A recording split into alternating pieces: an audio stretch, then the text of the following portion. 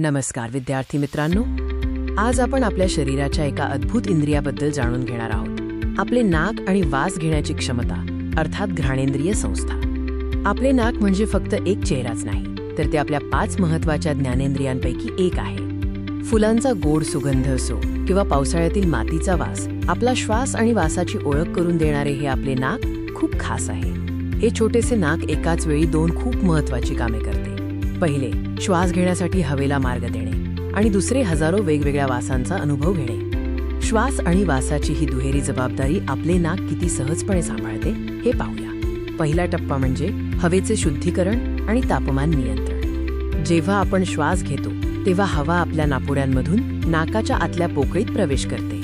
या हवेत बारीक धूळ, कचरा आणि जंतू असू शकतात, पण काळजी करू नका, कारण आपल्या नाकात एक नैसर्गिक फिल्टर बसवलेला आहे.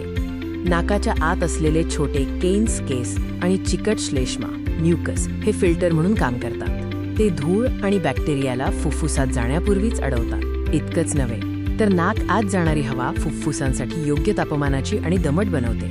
आता पाहूया वास घेण्याची प्रक्रिया कशी चालते. याला घ्राणेंद्रिय संस्था असे म्हणतात. जेव्हा आपण श्वास घेतो तेव्हा वासाचे अतिसूक्ष्म कण म्हणजेच सेंट मॉलिक्युल्स नाकातील पोकळीच्या अगदी वरच्या भागात जातात. तिथे एक खास जागा असते जिला घ्राणत्वचा म्हणतात. या त्वचेवर वासाचे करोडो रिसेप्टर्स असतात, जे हवेतील वासाचे कण पकडतात. आता सर्वात रोमांचक भाग, वासाचे संदेश मेंदूकडे कसे जातात. हे रिसेप्टर्स वासाच्या कणांना त्वरित इलेक्ट्रिकल सिग्नल्समध्ये रूपांतरित करतात. हे सिग्नल्स घ्राण चेतातंतू ओल्फॅक्टरी नर्व्हद्वारे थेट मेंदूकडे पोहोचतात आणि मग आपला मेंदू लगेच ओळखतो की हा स्वादिष्ट आंब्याचा वास आहे की धोकादायक धुराचा वास. हे सगळं एका सेकंदाच्या आत घडतं. चला आता नाकाच्या संरक्षणाबद्दल आणि समारोपाबद्दल जाणून घेऊया. आपले नाक आपले फुफ्फुसे सुरक्षित ठेवण्यासाठी आणि आपल्या वासाच्या अनुभवांना समृद्ध करण्यासाठी अथकपणे कार्य करते. त्याची काळजी घ्या. नाक स्वच्छ रुमालाने हळूवारपणे पुसा आणि कोणताही टोकदार वस्तू नाकात घालणे टाळा. नाक निरोगी ठेवा.